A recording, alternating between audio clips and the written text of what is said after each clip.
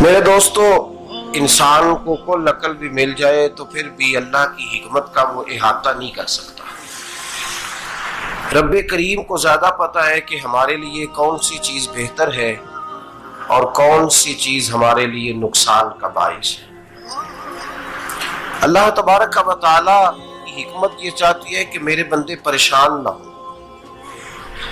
رب یہ چاہتا ہے کہ میرے بندے کسی جگہ پہ بھی دقت اور پریشانی کا شکار نہ ہو، تو اللہ تبارک و تعالی نے راہ اعتدال اختیار کرنے کا حکم ارشاد فرمایا کہ تم اعتدال کے رستوں پہ چلو، معتدل زندگی گزارو، افراط و تفریط سے بچو۔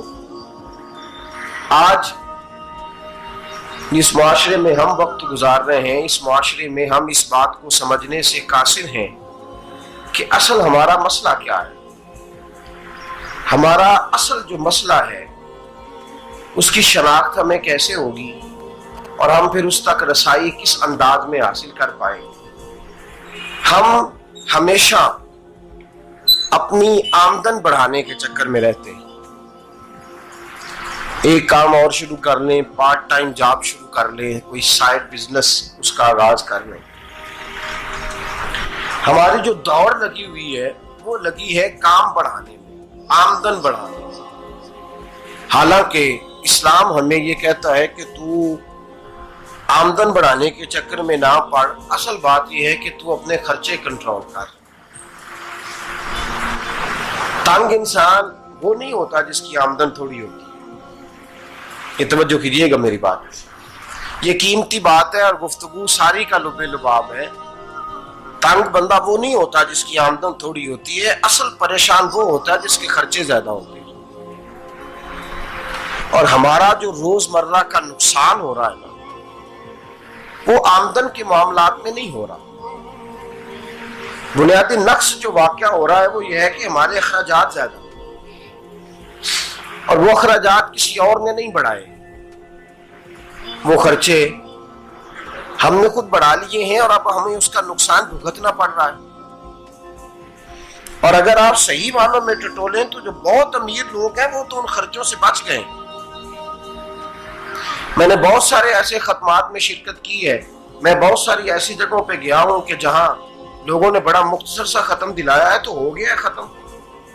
ختم کے معاملے میں کب کسی نے پابندی لگائی ہے کہ اس میں 200 آدمی شریک ہوگا تو تب یہ سال ثواب صحیح ہو سکے گا؟ کون کہتا ہے؟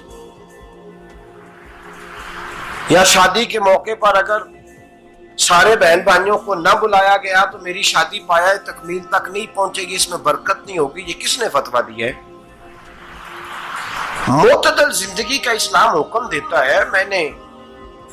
میں پڑھ رہا تھا کہ ایک بہت بڑا صدر ہے، غالباً سوڈان کے صدر کی بات ہو رہی تھی، تو اپنے بیٹے کی بارات لے کے گیا تو 4 لوگ گئے ہیں بارات اور 15 لوگوں کا اس نے اہتمام کیا اپنے گھر میں کھانا کھانے کا، تو کیا شادی ہو گئی کہ رک گئی؟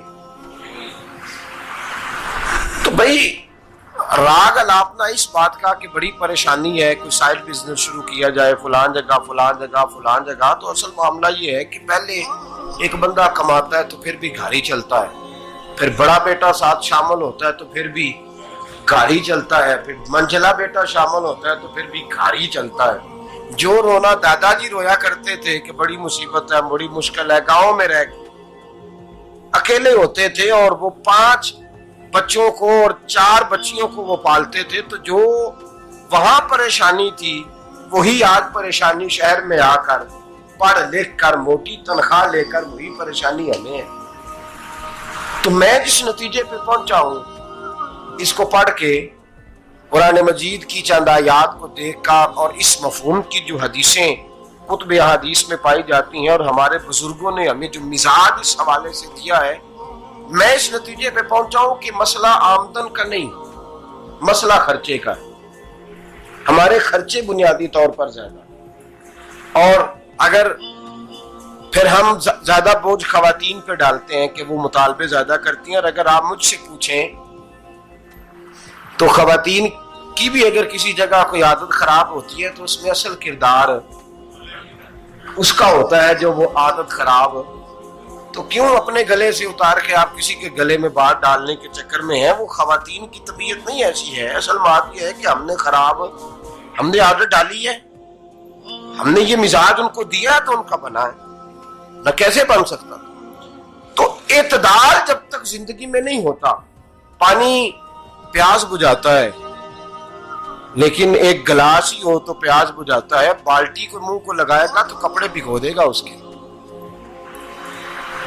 حالانکہ پانی بری چیز کا نام نعمت ہے نا بہت بڑی اللہ کی, لیکن پیالے میں ہی اچھا لگتا ہے. کوئی مٹکا منہ کو لگائے گا تو تانگ ہوگا, پیالہ ہی بہتر ہے اس کے لیے. تو میرے دوست, مٹکے سے بھی بعض اوقات کام چل جاتا ہے, لیکن اگر کوئی کہے نہیں مجھے دریا ہی چاہیے تو اس کا تو گھر بہ جائے گا, سارا گھر بہ جائے گا اس کا. ہمیں دریا قابو کرنے کا بورڈ بنایا ہوا ہے تو اس سے گھر بہا کرتے ہیں, اس سے گھر بنا نہیں کرتے. گھر پیالے سے پانی پینے سے بنتا ہے. اگر تو دریا پہ قبضہ کرنے کا موڈ بنائے گا تو گھر بنے گا نہیں, گھر بہ جائے گا. آگ نہ ہو تو کھانا پک نہیں سکتا, لیکن ہلکی آنچ سے کھانا پکتا ہے. اور اگر آنچ تیز کر دی جائے تو جی قرینے قیاس بات کر رہا ہوں, میں عقل سے ماورا نہیں کر رہا.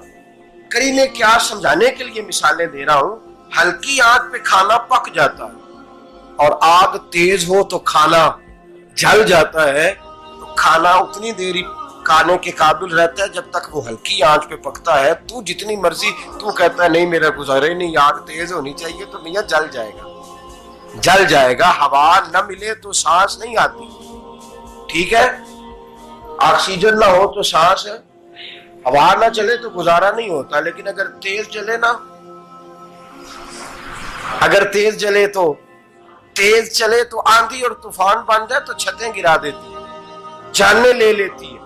ہم ہیں طوفان کے چکر میں, ہم ہیں دریا کے چکر میں, ہم ہیں بڑے لاؤ کے چکر میں. تو میاں ہلکی آنچ ہی اچھی ہے, یاد رکھ. اور ایک گلاس پانی کا اعتدال سے ملتا رہے تو وہی ملتا رہے, ضرورت کے وقت وہی بہتر ہے. تو پورے دریا پہ قبضہ کرنے کا پروگرام نہ بنا, تانگ ہو جائے گا.